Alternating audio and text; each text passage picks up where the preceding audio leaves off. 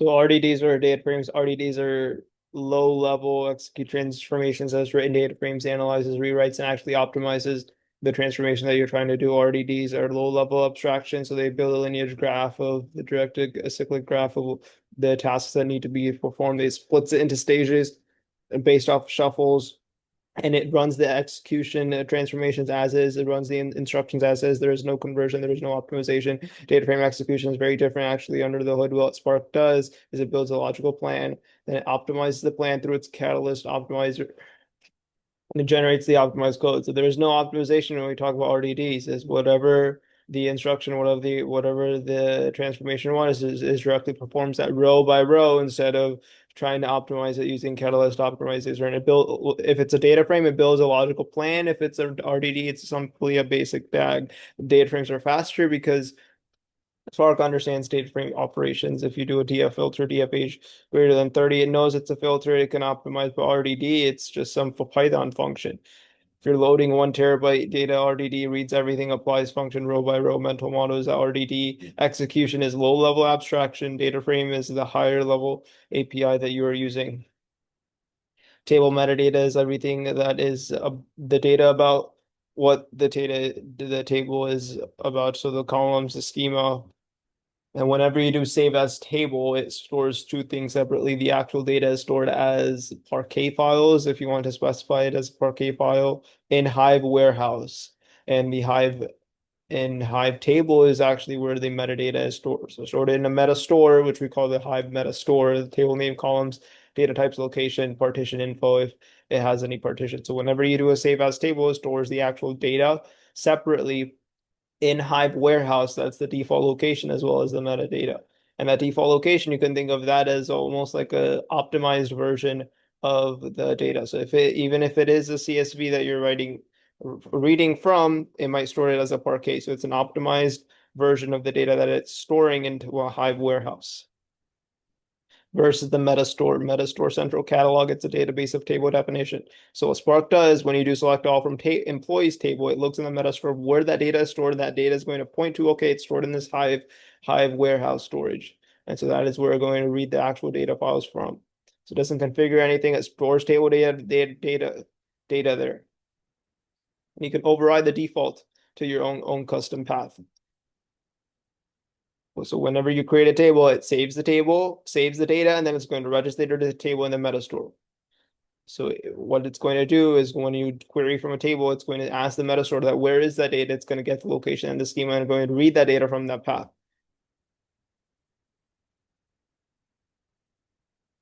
And so step by step, select all from employees data. It looks in the metastore, finds metadata like the table is located in this location, format is Parquet, schema is this. Then it directly goes to that and actually starts reading the actual files. So the table is stored in Spark because Spark is not a storage system; it is a compute engine. And so now, what if the data is ingested externally? So now we go to managed versus unmanaged tables. The entire concept of managed versus unmanaged tables. So when you load in a CSV and then you write as table, it's going to read from that original source. It's going to write to warehouse, Hive warehouse, right? That is what we call managed. It manages the managed table. It manages both the metadata and the actual files themselves. So when you read from this path and you create this save as table, what it is doing is Spark is creating its own optimized version of this data that it's storing in the Hive. It is not storing in Spark, it's storing in the Hive warehouse directory. And so that is where the files are stored. And then the metadata is stored in the Hive meta store. And so whenever you delete that table, it's going to delete the files that are in Hive warehouse, and it's also going to delete the metadata. Now, if it is unmanaged, then we are loading this data from an external system, and and and Spark reads that data from those stored files. So from the external system. So it only points to those files. It doesn't create its own optimized version, but it points to those files. So it doesn't delete those actual files. It's only going to delete the actual metadata that those files are associated with.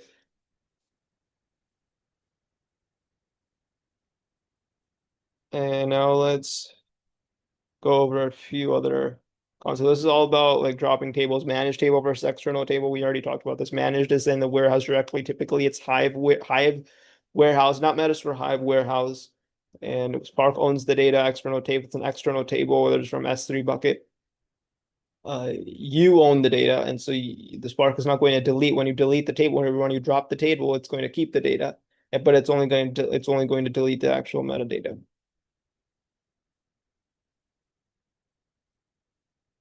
And now data frame reader. So this is data frame reader. We talked about how data frame is a high level API compared to the low level RDD. RDD is distributed collection of objects.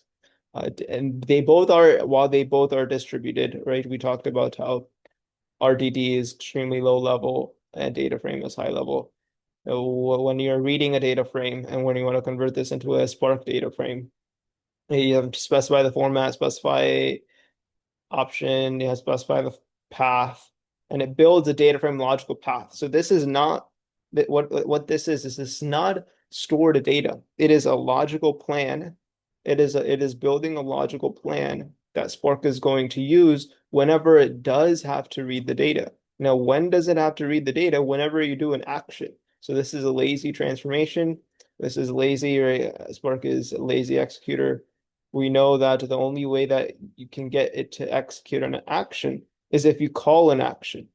If you call an action. If you don't call an action, if you just, then it only builds a plan. It builds a logical plan for how to read the data, but it doesn't actually read the data. It doesn't actually do the action. It only does the action when you call an action on it. And now static versus streaming. We talk about streaming data used in Kafka real-time logs, unbounded data frame. So it's you can think of it as a data frame that has infinite size. It is not bounded, and it's going to be processed in not in perfect real time, but near real time and through micro batches. Micro batches. So it's going to be a set of fixed data at a time that's going to be appended to this growing unbounded data frame that we have. And so we also call these triggers. A trigger is a query. So if you query the data at a certain point, it's going to give you a result. And then after a certain time, some more rows get added because of the streaming. And then after trigger two, you're going to, when you query the same table, it's going to give you a different number of rows because of the additional data that has been added. If there was data added between trigger one and trigger two. Data frame is the logical representation of the data. It is not storage of the data. It is how do we read in the data if an action is called.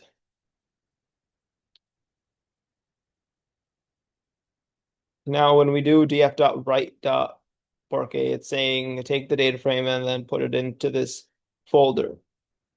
And it's going to be an external folder, it could be an S3 bucket.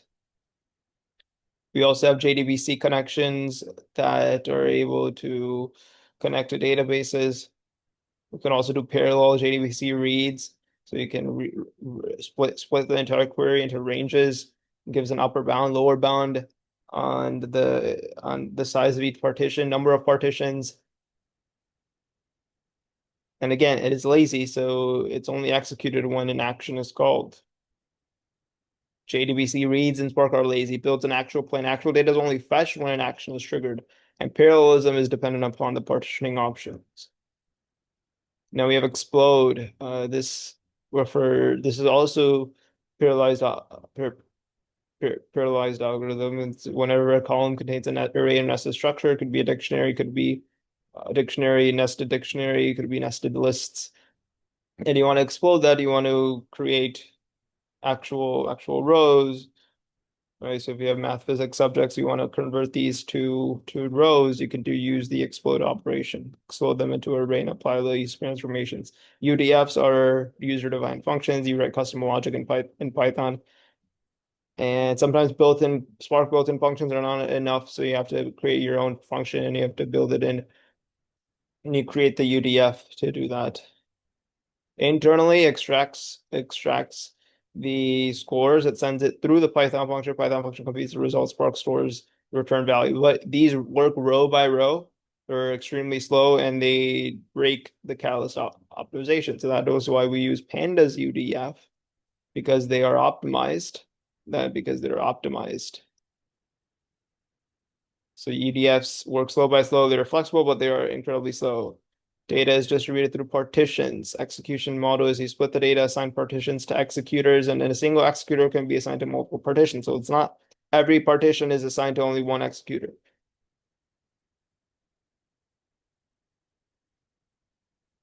So distributes partitions to nodes, and nodes process all rows inside those partitions. So we have array higher order functions, and we have data frame transformations, which are not actions transformations. So it just builds the plan for builds a logical planner DAG to perform that transformation, and execution only happens when you call an action to show, count, collect, write, or take.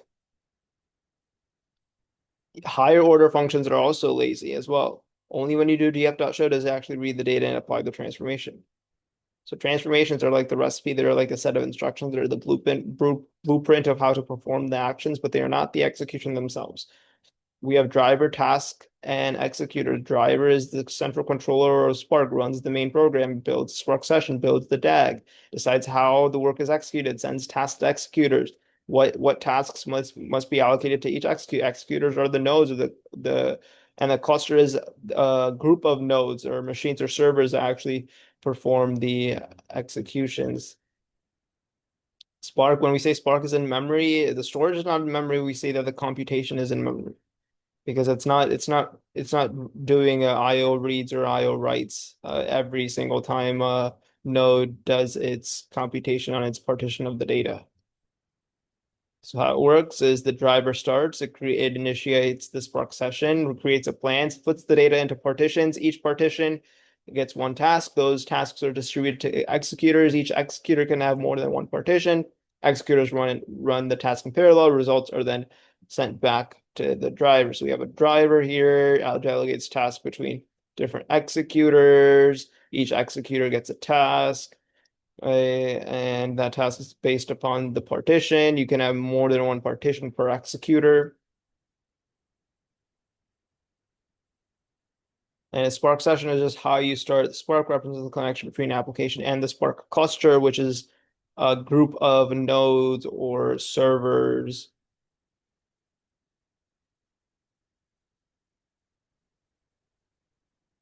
We have narrow versus wide transformations. So we have narrow transformations. So each output partition depends on an input partition.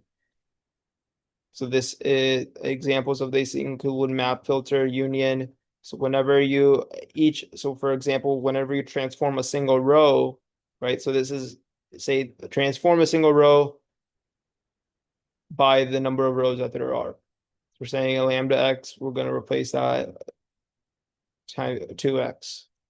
So this is a single row can just be in a single partition. Okay, so the result of that row does not depend on the result from the executions of other partitions. It is narrow. It is confined to the input of that partition and the output of that partition. It does not need the output from other partitions. When do you need the output from other partitions? That is wide transformation. So when shuffling happens and data is redistributed. So when you do a group by, when you do a reduce by key, when you do a join, not only do you need the output of the partition from your current executor, right, or current node, you need to look across all the different partitions in all nodes. And then you need to aggregate them together. So one partition only depends on that single partition, the output of that single partition. We have wide transformations, many depends on other partitions as well. Map is a narrow transformation. Now, why is map a narrow transformation? Because there's no data that moves across partitions or across executors. Right? If we're saying, hey, we're gonna map this 6 to A, okay, this itself would be in just a single partition, single executor. Now, if we do reduce by key, what we're saying is, okay, we're gonna say all these A's, right? We're gonna group them into a 4. Now this one may be in one executor or one partition. This one may be another. So you have to group them together. You need to get information from multiple partitions and executors. So that's why it's not narrow. It is a wide transformation. Repartitioning is you're just reshuffling the data to create a new partition layout. So, and a partition is a chunk of your data set that's processed by the executor. So executor one may have partition one, partition two, partition 10.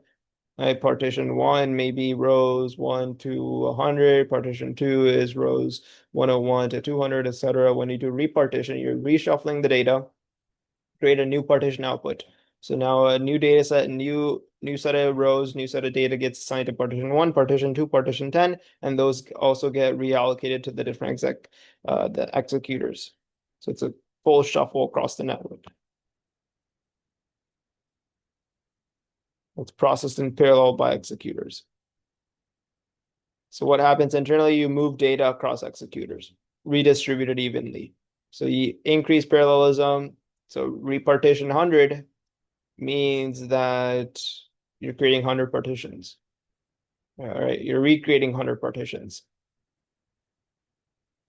Adding or removing columns is still distributed processing, even though you may think, okay, this is a simple task or simple action or simple transformation. It doesn't actually do the transformation action until you actually call it. And data frames are immutable. So this will create a new data frame. Fault tolerance. And this is still distributed processing, process its own rows, and then a new data frame is created as a logical plan. Again, this is a logical plan that is being created. So this means that how do we create the new column? It is by would be by implementing this logic. This is not an action that's being called. And this is parallelized. What it's going to do, it's going to compute new column for all of its rows. Partition two is going to compute new column for all of its rows, and so on. And this happens at the same time across all different executors. We talked about lazy evaluation. Data frame API, distributed data frame is a distributed collection of data that's stored into what is commonly referred to as a table, very user friendly.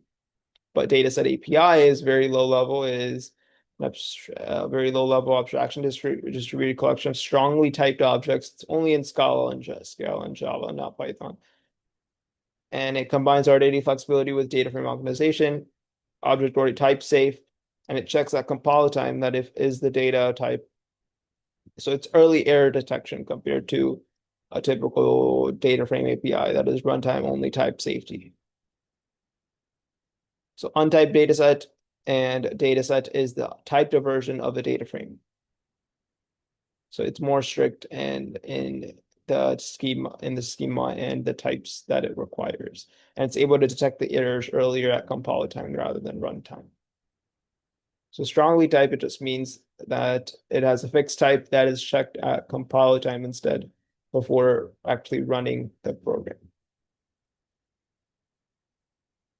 Now, these are the data architectures. JetBlue is the modern centralized data platform. So a lot of these have Snowflake and Fivetran as the ingestion. But the key here is this is strong centralization. That's for enterprise reporting operations, customer insights, Fox Network streaming. Think about streaming. Think about this is Lakehouse self-service, real-time insights, self-service analytics.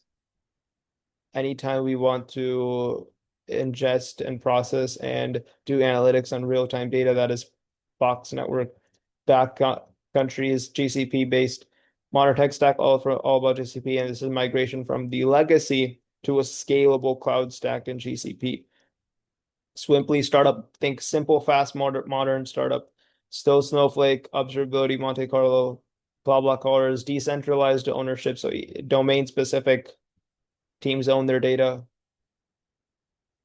So the key takeaway is easier governance. These are your centralized. JetBlue, Swimply, simple and fast for startups. Backcountry, GCP, from legacy to GCP. Right, Fox is more real time. Right, decentralized, we talk about how it is domain specific. All of these have some form of Fivetran, Snowflake, Looker as for BI tools. Data lake is simply store data in its raw form, structured, semi-structured, unstructured schemas later applied later on read, not on write. S3 is data lake, Azure Data Lake, GCS. Data warehouse structured, Snowflake, BigQuery, Redshift. And then Lakehouse combines the structured warehouse with the lake data lake flexibility. BigQuery, massive scale analytics, zero infrastructure management, right? It is serverless. You don't have to worry about clusters. You don't have to worry about managing nodes and managing clusters. Storage and computer are separate. So main thing about BigQuery is that it is serverless.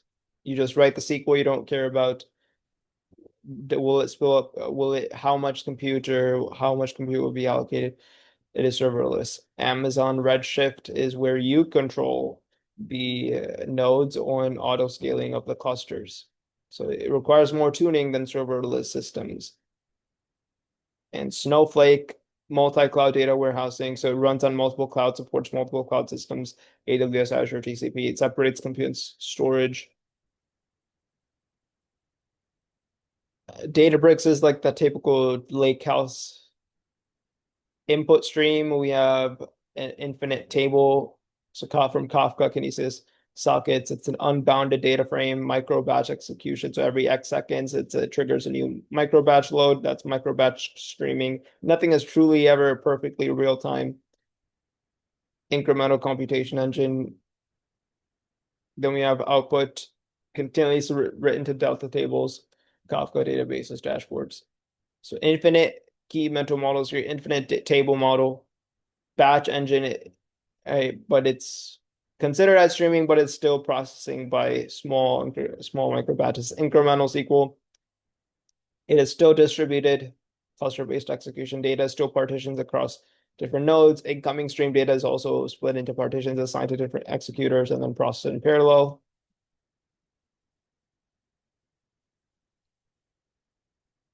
So streaming in Spark, distributed stream processing engine, you process data, continuous data, and you treat it as unbounded table, right? So it's a data frame, unbounded table that continuously grows.